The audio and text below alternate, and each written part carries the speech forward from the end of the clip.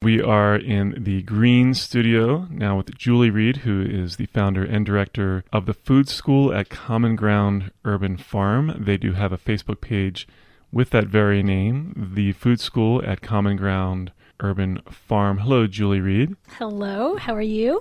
I'm doing great, and we've just had a really good time in advance of this interview talking about what you do. It's just completely fascinating. You are doing something really extremely worthwhile here in Fort Collins. Thank you.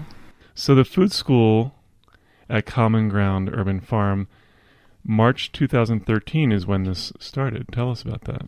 Wow, well, it started really as a passion project a couple of years ago, but we started visiting and partnering with different entities in March of this year, including some public schools, the Salvation Army, the food bank. It really started 2 years ago when I had a life-changing event and rode my bike across the country by myself. Thank you, my dear husband. It changed the trajectory of my life, and on your bike, you're sort of in slow time.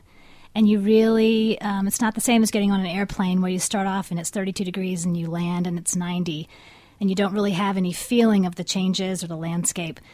And as I was pedaling, I found myself sort of in the heartland of our country, which was beautiful, but I was surrounded by monoculture farming. So I would be, literally knee-deep in corn, and yet I couldn't find a grocery store, and I couldn't find a restaurant that wasn't a fast food restaurant. And I remember thinking at the time, wow, I'm so glad I live in Fort Collins where we have so many local food choices and 21 CSAs. And then when I got back from my trip, I really wanted to change what I was doing professionally. And I had been a teacher and a writer and an editor. I want to go back for just a moment. Sure. Really interesting term you use, monoculture. Monoculture farming. Farming. Yeah. You mentioned in advance of when we were talking That's about there being 5 food deserts in Colorado. It's an interesting term because you're surrounded by crops, but it doesn't mean that the folks that are living there have easy access to a wide variety of food. Absolutely. So that was just a really kind of in-my-face situation where for the very first time I sort of saw it personally. But monoculture farming, what it really means is that folks that are farming there have one primary crop that might take up, 2,000 acres, so usually corn or soybeans, as opposed to what used to be sort of the family farm, where you'd have animals, pigs, cattle, chickens, along with a variety of crops, or just a 2-acre family garden. I didn't see that, even though I was in the midst of the heartland of farming. And when I ended up in Alabama, where my parents live, which was my final destination, I passed a lot of homes that were rural. My parents live in a rural area. But even if you sat on a 5-acre or 10-acre plot, there were very few gardens, very few family farms, as opposed to huge industrial farms where as far as you could see food, corn, soybeans, but you didn't find organic choices at the grocery store, despite the fact that you're surrounded by crops, which I found so unusual. And it's a situation in our country that you see more and more, sort of the disappearance of the family farm. I guess I always assumed that being in the heartland, there would be the gathering of these crops, of this natural food that people could have easy access to. And it sounds like quite the opposite is true a lot of the time. I think, and I don't want to stereotype any area of the country. I think there's a huge surge of interest coming up from a grassroots start where people really want to relearn things that we've sort of forgotten culturally, how to grow our food, how to prepare our food, how to preserve our food. So I don't want to take the spotlight away from that, but I do feel that it's a situation that's more and more common. It's hard to be a small farmer, and for large companies that own huge monoculture farm units, it's easy because they're not an individual; it's a corporation. In certain places, specifically in this wonderful state of Colorado that we live in, where in Fort Collins we have pretty much an inordinate number of cool things happening with community food and such, CSAs, people that really don't have even grocery stores nearby, where they have to rely on fast food, non-sustaining food, which is more available to them than what we kind of take for granted here.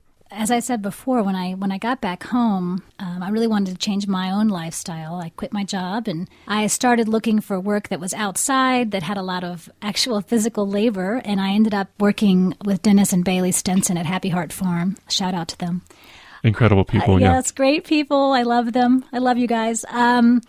I ended up doing a farm apprenticeship for a year, which connected me with the food bank and the Growing Project and some other organizations here in town that really focus on this idea. What you're describing is called a food desert, where there's limited food choices available to people, typically not a large chain grocery store nearby. And I discovered that there were 5 in Fort Collins, despite the fact that we're, somewhat small city.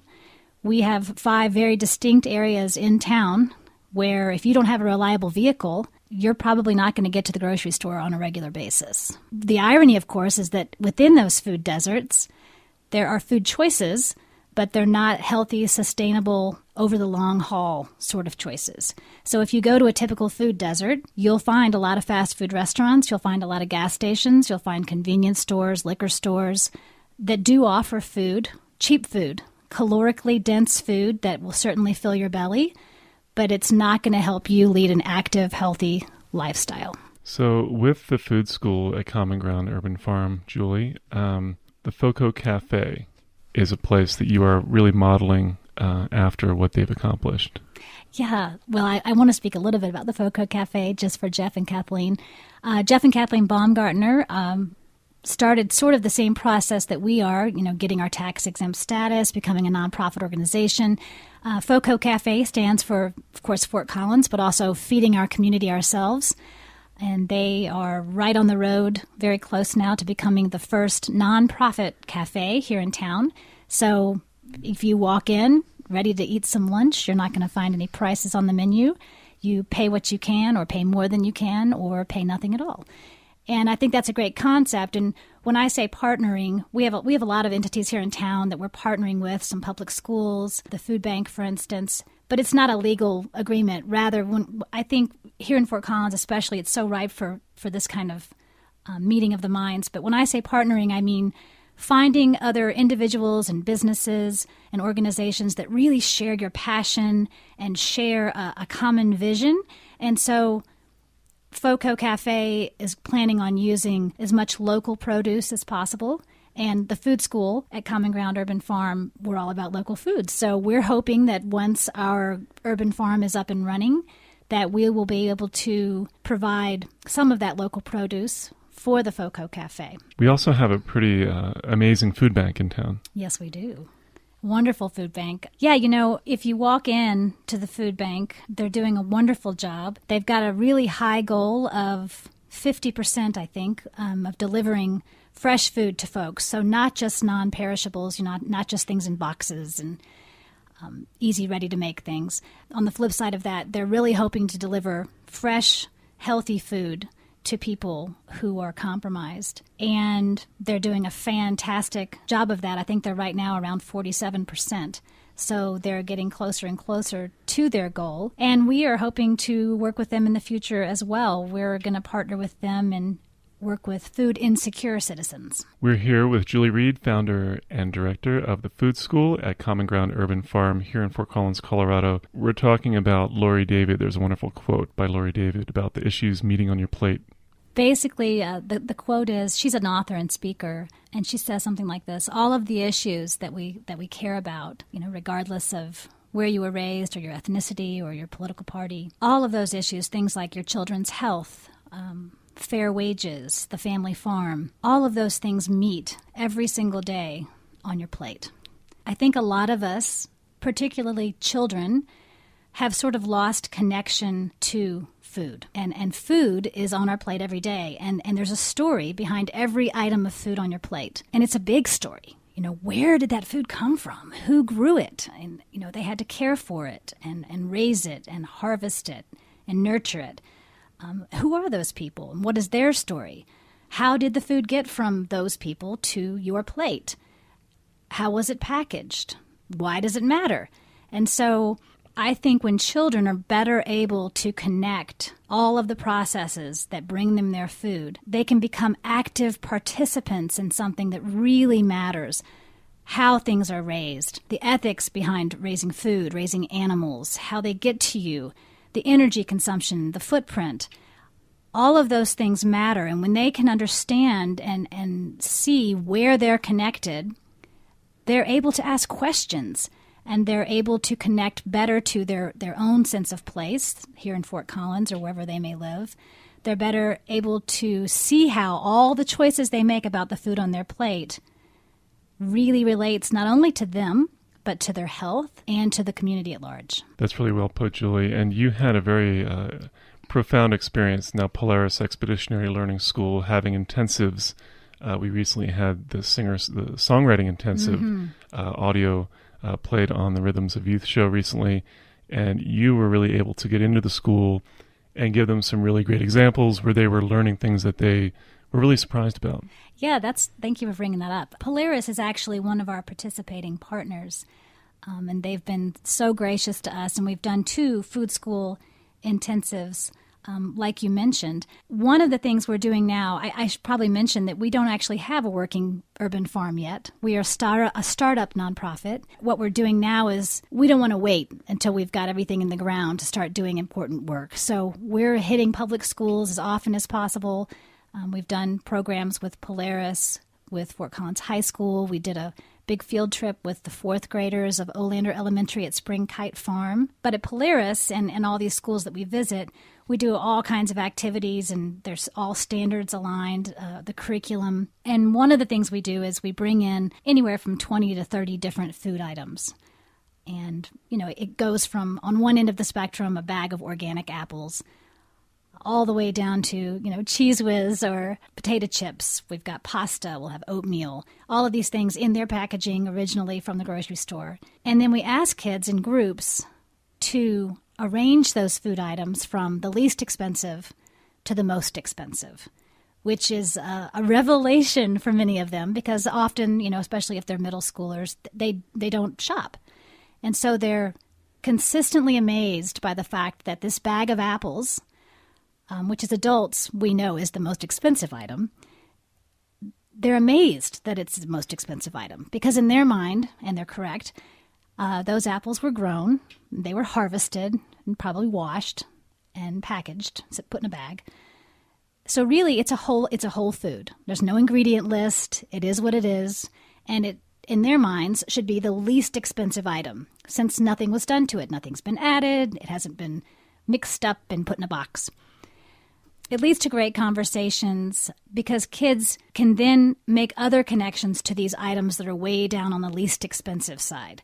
So, for instance, if you've got the bag of apples on one side, it's a whole food, but it's the most expensive. At the other end of the spectrum, we have all this packaged food with not one ingredient or 2 or 3 or 4 or 8 ingredients, but 20 ingredients, 40 ingredients, often things they can't pronounce, things they don't find in their pantry. And that leads to conversations about why does the ingredient list matter? It leads to conversations about how is it possible to have populations of hungry people who are also sick, overweight, obese, suffering from diabetes. They're amazed by the idea that this food paradox that we talk a lot about with kids exists. The paradox being, of course, it's less expensive to pick all these apples off the tree, send them in a 18-wheeler to Detroit, mix them with corn syrup, mash them up, and ship them back and sell it as applesauce than it is to buy that bag of apples. Which leads to other conversations about food justice and how really healthy food isn't accessible to all people. It's actually something, Julie, that as adults who do shop, we're still kind of astonished to learn these things. Yes, we are. We don't necessarily really give a lot of thought. We think, okay, well, this is how it's done. Yeah, it's a funny thing. My grandmother, I remember a conversation I had with her when I was a little girl. She remembers when the first sort of box foods came out, the idea that you could mix water with something and have brownies. And she said, that kind of horrified her. She was really nervous about eating something from a box because you didn't know where it came from. You didn't know the farmer. You didn't know the egg. Where did those eggs come from? And should I trust this thing that was made in a factory? It was just a bizarre sort of shift. And so now, of course, and myself included, we are very used to the idea of eating nameless, faceless food, right? I don't know where that carrot was grown that I bought at Safeway, or I don't really know where my cookie mix came from. Teaching kids about the difference between whole foods, which of course is the ideal energy. We use the analogy gas for your car. If you're going to pump gas and put it in your car, it makes it run, and your car is made for gas. But if you kind of on the sly snuck a little sand in there now and then when you filled it up, or snuck some gravel in there when you filled up your tank with the gasoline, over time your car is not going to run as well, and eventually your car is going to break down. And it's the same thing with the human body. Ideally, whole food is the perfect gasoline for us. But that's really tough to do, especially seasonally. We live in Colorado. We can't have peaches off the tree all year round, as much as I wish we could. And then we also teach them about minimally processed food. The idea of, pickles in a jar. They've been processed, sure, a little bit. They've got some vinegar and some preservatives, but they're basically still cucumbers with seasoning versus processed food, which is also something that we've come to expect to eat, and it's okay to eat, just not all the time. And being aware of what you do. Yeah, absolutely. And being aware of how your food choice, what bank are you putting your money in with your food choices?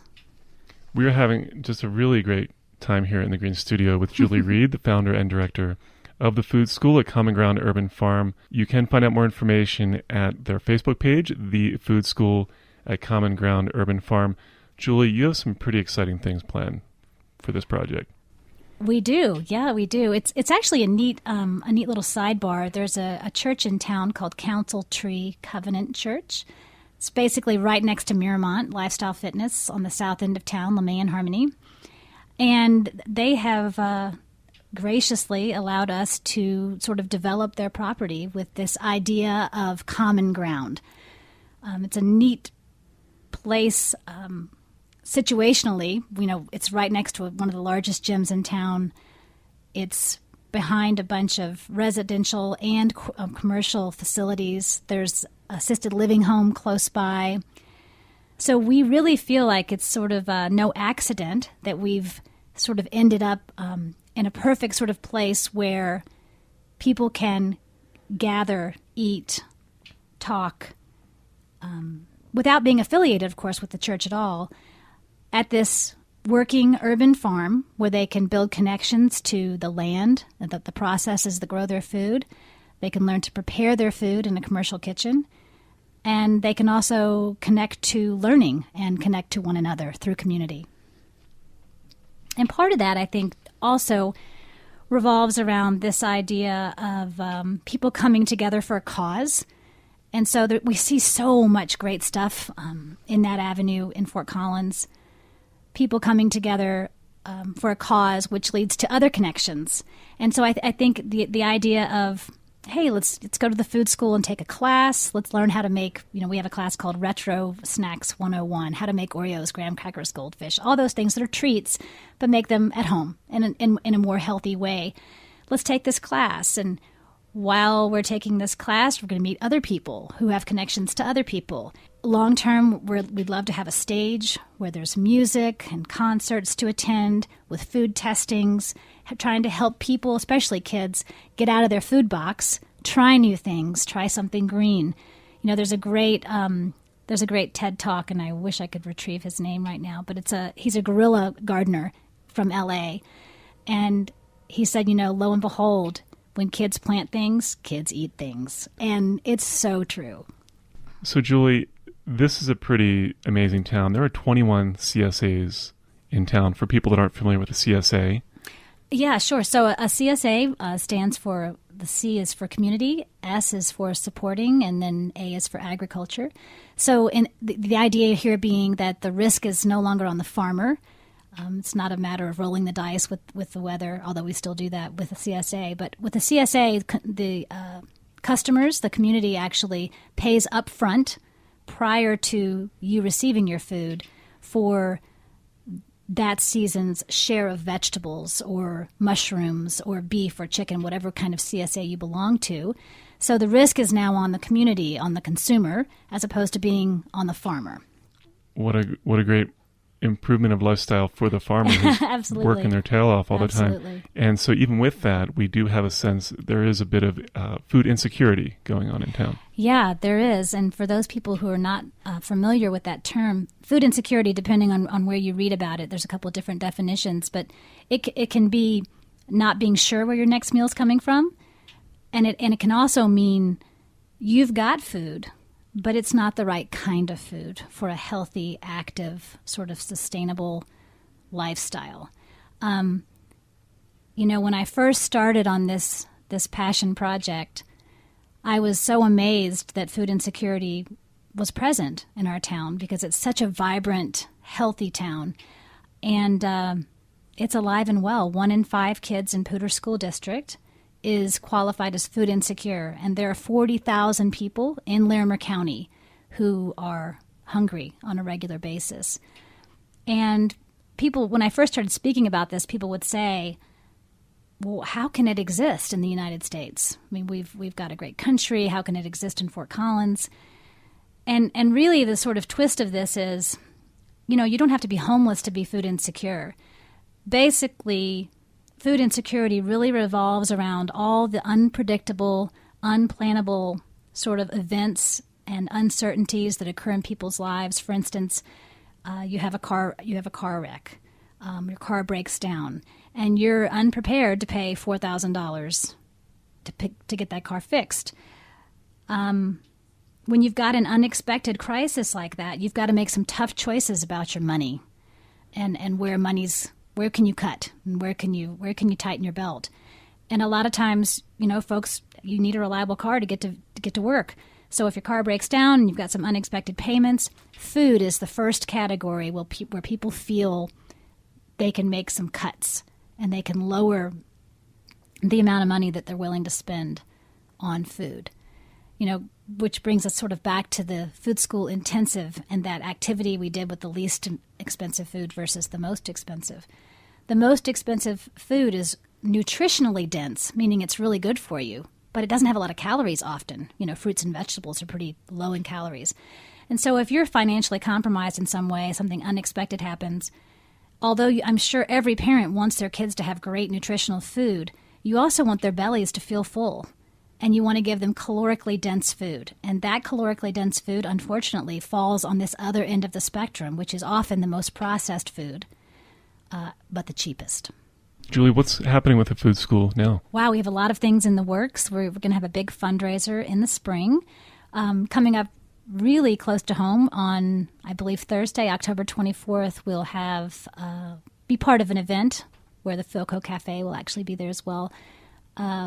Food Day. It's a National Food Day celebration at CSU, and we'll be there talking to college kids about how to survive on a budget for food.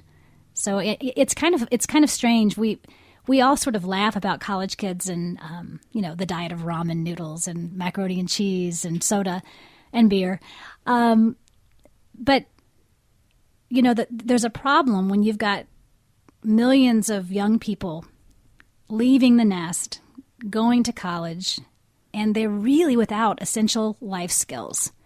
They really, so many people, and I don't want to put everyone in one bucket. Lots of kids know how to cook, but in our country, we're actually on, for some families, the third generation of people who are not or don't know how to or are unable to prepare their own food at home. And so they're just going to college and they're sort of emulating what their parents are doing. They buy a lot of frozen food. They buy a lot of boxed food. They buy a lot of fast food. And they really have no idea how to shop at a grocery store. It sounds really crazy, but, sometimes people need to be shown how to shop that perimeter. When you go to the grocery store, the stuff you see right when you walk in and the stuff that's sort of in the middle of the store is typically really processed. And then the perimeters of the store around the edges is where you find dairy products and fruit and vegetables. And part of the food school mission, of course, is to teach people, how do I shop at the grocery store? How do I look at unit pricing? If I know I've got $112 this week for food, how can I be smart about what I'm purchasing, but also, get my nutritional bang for my buck? And that's what we hope to do, especially with college kids. Help them. How do you meal plan? I mean, I'm the director of the food school, and I struggle with this. You've got 4 kids, and this one's going to a lesson, and this one's got practice, and you've got your own job, and your husband or partner has a job. It's tough. I mean, we are a harried, time-crunched society, and it's an important skill that often adults need, not just kids. So we're really hoping to show people through classes that we're going to offer to the public, how do I work where I am, meet people where they are, but really try to beef up the value of my food, the nutritional content of my food, get my kids to try new things. How do we make our dollar last longer? How do I bulk shop? What is bulk shopping? Why would I want to do that? How do I preserve my food? If I go out on a limb and I figure out how to plant that tomato plant and I get a few tomatoes, can I store those tomatoes? Where do I store them? How do I preserve them? How do I make jelly? These are things that a lot of families took for granted and did 100 years ago. And it's sort of a lost art. So, we're going to be offering classes to the public, all ages, preschool and up. And then we'll also be having some very specific programs where we're working with the food bank, for instance, with food insecure populations with very specific needs, where they'll be able to have a plot at the urban farm, grow that food, get their hands in the dirt, build some community, and also become empowered individuals with new life skills. Julie, in what ways do you envision this wonderful evolving of teaching and awareness to help shape the future of Fort Collins? That's a great question. I think often people want to be involved in things, but they often don't know specifically where needs are. For me personally, when I found out that there were 40,000 people in Larimer County who were hungry, it really changes how you look at space and how space is being used, particularly green space. The truth is, when you water grass or water sod specifically, it's not growing much for people. It's not growing food. So I'm really hoping that as a community, if we could learn to use green space in smarter, more productive ways, it'd be so much better for our local food system, for our economy here in Fort Collins, and for public health and for education. And the food school is just one project. But, imagine how the city's landscape would change if every business that had a little green strip out in front of it by the sidewalk, or every church in town that has an acre or two, or every home actually put their hands in the dirt, planted things together, and fed people. So we're really hoping that this would just be sort of a prototype garden where when people come visit us, they may say to themselves, oh my gosh, I could totally do this at home, even though I don't have a yard. So at Common Ground Urban Farm and the food school, we're really hoping to have, whether you own an acre or you live in an apartment, there should be something growing there that you see there that you could replicate in your own home and try at home. On the other side of the same coin, what if someone comes to this church, to Council Tree Covenant Church, and they're visiting on a Sunday, and they say to themselves, wow, why isn't my church doing this? What is the role of the church today?